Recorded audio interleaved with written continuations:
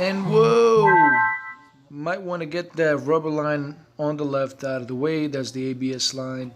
Just push that out, pop it out of there. And always take your damn time when doing things like that, especially when it comes to brakes. That's your lifeline. I'm not too concerned for this line at the bottom of the bracket. That's rubber, but it's coming off. That's the one that's getting replaced. But for some reason, I cannot get that nut to turn for shit. Now, I was only stripping it, so I decided to just use the blowtorch and loosen that up a little bit. And you'll see right now. Just blow that fire out. There you go. And you'll see right now it actually comes off fairly easy. Come on. Come on. Come on. Ah, there we go. See, that's the most I've got since I even started from the beginning.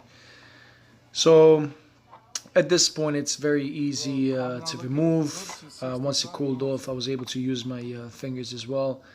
So that's how you remove a seized nut that it's on the brake line. We might eventually replace the steel lines themselves, but that's a bigger job. As long as it works for now, I don't care.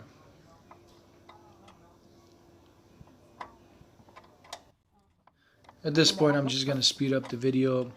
The front left side is the only brake line that I'm showing that we're replacing.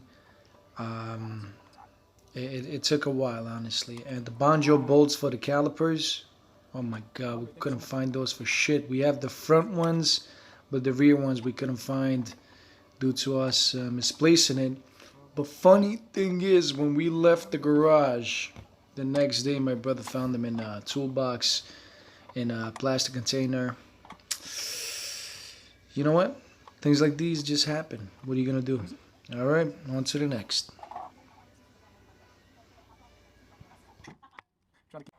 Okay, at this point, I'm gonna use a socket wrench to get that bolt off.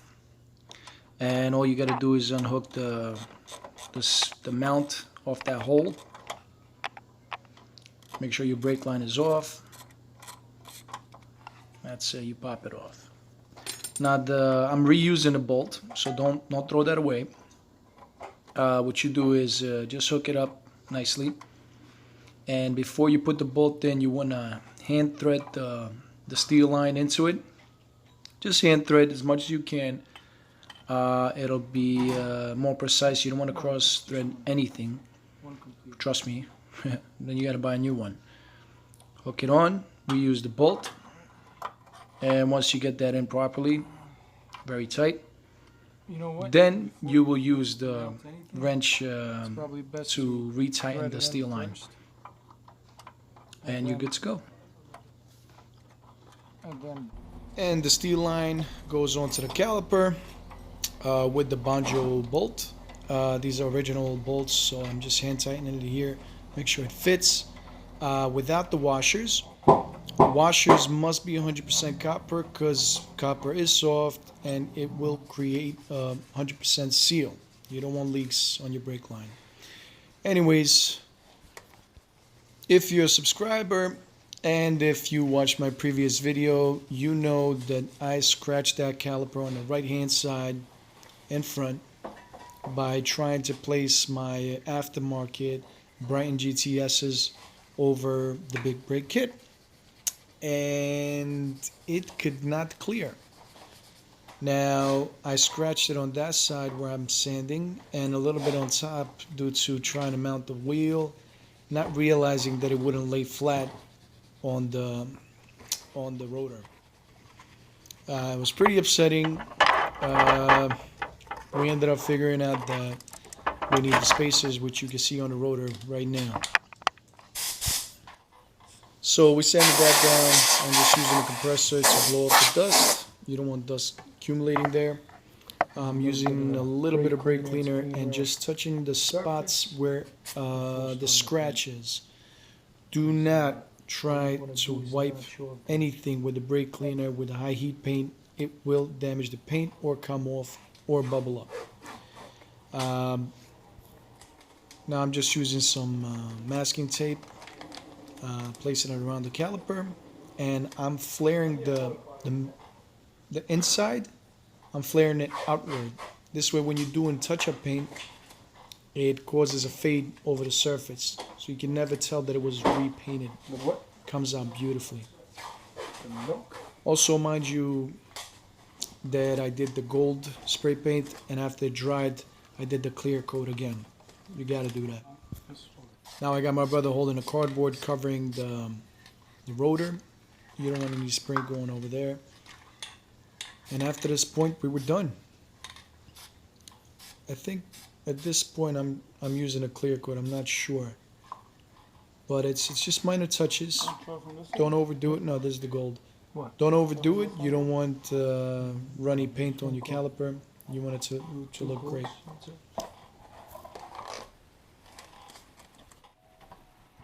Okay, so the front left spacer is going on. These are aluminum forged, German engineering, German made. I'll put a link in the description of what and where I got it from. Use a rubber mallet to bang it in place. You don't want to use steel on aluminum, trust me. So right now I'm just going around making sure it's completely in there. And I'm gonna put the nuts on. And what I'm gonna do is use the air gun. I'm not gonna use a socket wrench because that takes too long and it's less precise to get. Plus the wheel turns. It's a front wheel, so there's no way of stopping it. Right now I'm just going around in a circle, but I did one across the other before this. I just cut it out of the video to make it shorter. Once I see that there's no air gap between the rotor and the spacer, you'll see in the video, I'll put my head in and use my eye to check for any wobble. And just getting these sockets out of the freaking holes is a bitch. Now, I think it's mostly due to the paint. We painted the spacers as well with the high heat primer to just to reduce any rust going on it. Aluminum doesn't rust, but it does deteriorate. So right now I'm just using my eye to line up, see if there's any play or wobble in the rotor and the spacer. It's I don't think it's a common way to do it, but it definitely works. Although we'll get the wheels balanced and we'll get everything adjusted professionally. But just for now, let's make sure that it works. And if we do, take it for a test drive so we don't die. And that's it. I'm moving on to the next thing. Alright, now it's day 2. We got another hour and a half before we head up to Connecticut to continue working on the Pontiac. Meanwhile,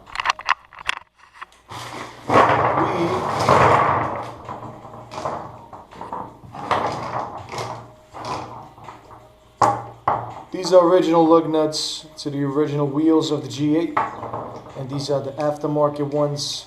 We're going to clean these up, so what I'm going to do is I'm going to sandblast them, so stay tuned for that. Now the way I'm going to sandblast them is pretty simple. All I did is, just like the last one of my other videos, you build a compartment, cardboard or whatever, and get a glass so you can see over. Make sure it's sealed up on the edges as much as possible. On this end, it's a cheap Harbor Freight sandblasting gun. I'm gonna poke a hole right there, and I'm gonna use my hand to bring the bolts here, the lug nuts, spray them, drop it on this end, and keep going like that. So I'll show you once how I do it, and then we'll see.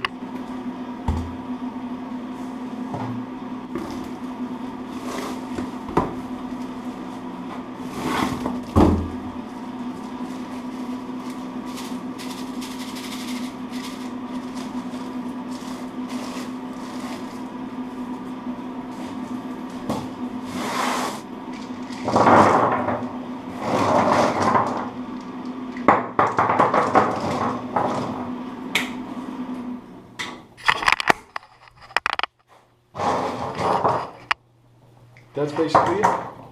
Now all we can do is either prime, paint it, or powder coat it, bake it, or just leave it the way it is. We'll see. See you in Connecticut. Oh, look at these beauties. Yay. Rear spacers. It looks just like the front spacers. Just like the front spacers. Except we got these late. Okay, rears is going on. Now the brake lines. What are we doing with the brake lines? Bleeding them. Bleeding the brake lines and then taking it for a test drive, so maybe you get to see that. Look when you're driving. That would suck. All right.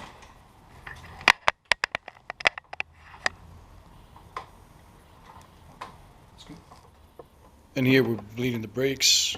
I'm hooking a silicone hose to the drain line of the caliper. Zip tie in the end, make sure it doesn't pop out from the pressure. And what my brother's gonna do is gonna pump out the brakes. I'm gonna release lefty loosey with the wrench. He's gonna push down on the brake, and I'm gonna open and close real fast, get the air out as much as we can. And we're gonna do this on all the brakes, starting the furthest brake from the reservoir. So that would, on my car, Open. the reservoir is on the front left side in the hood. So the furthest side would be diagonal going to the rear right side. And then left side, then front right, and then finally front left. Close. And that's it. That's how we bleed brakes. Yeah. Okay, we bled the brakes. Now we're gonna put the rims on, the tires, and take for a test drive. Well, wait, but what about the front? The front went on? Huh? Yeah. So how the fuck the front fits? So apparently original studs need to be cut so we can fit the rim. It doesn't lay flat.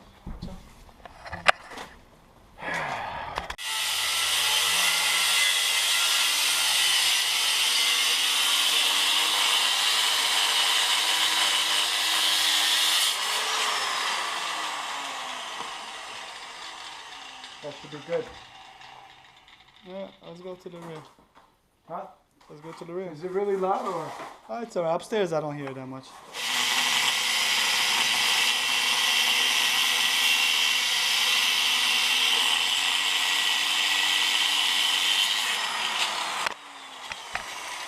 You got wind?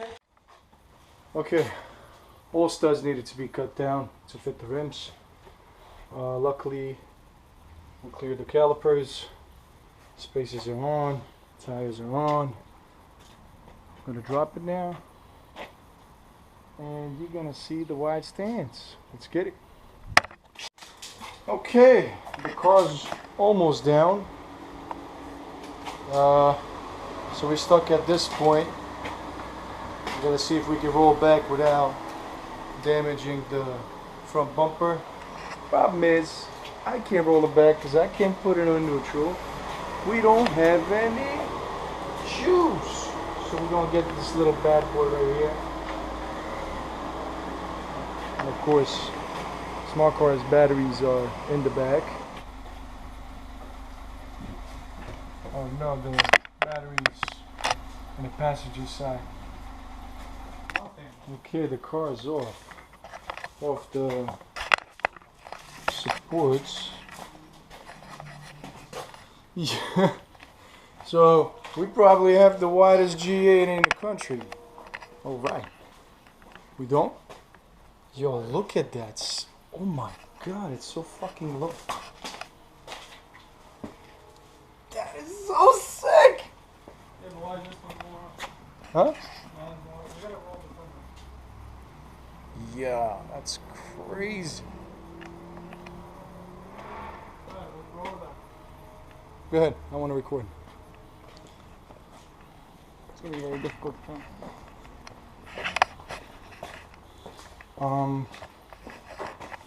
Should we try to turn it on?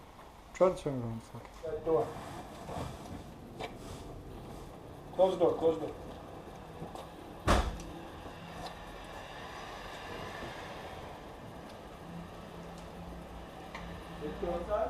door. Well, she's alive again, boys. She's alive.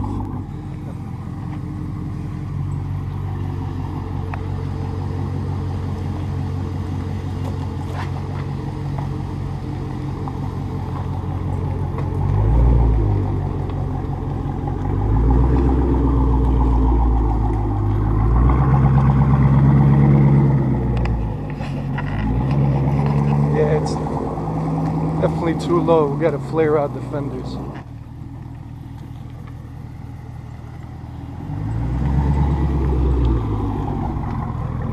So that's how far we got as far as the G8 for this week. There was a little bit of white smoke coming out. I don't think it's the oil. It might be just a little bit of buildup in the engine. We didn't turn it off for like the past 3 weeks, if not more. But two issues we're having: the car is too low. It's either needs to be lifted another 1/4 inch or so, or the fenders need to be flared out. So with that being said, we'll figure out what we're doing soon. But the brakes are done, the rims are done, suspension is done. The next step is to start putting the trunk back. I'm going to show you in the next video what I'm doing with the trunk. Hopefully it looks good. If not, we'll figure out something else. But either way, for everyone that stuck with me throughout this whole project and for the future projects, I want to thank you very much. This is a little longer video than I'm used to, but thanks for watching. Please subscribe. It does help me and motivate me build new videos and put them up on YouTube. So just click that subscribe button for me, and I'll see you guys in the next G8 video. Peace.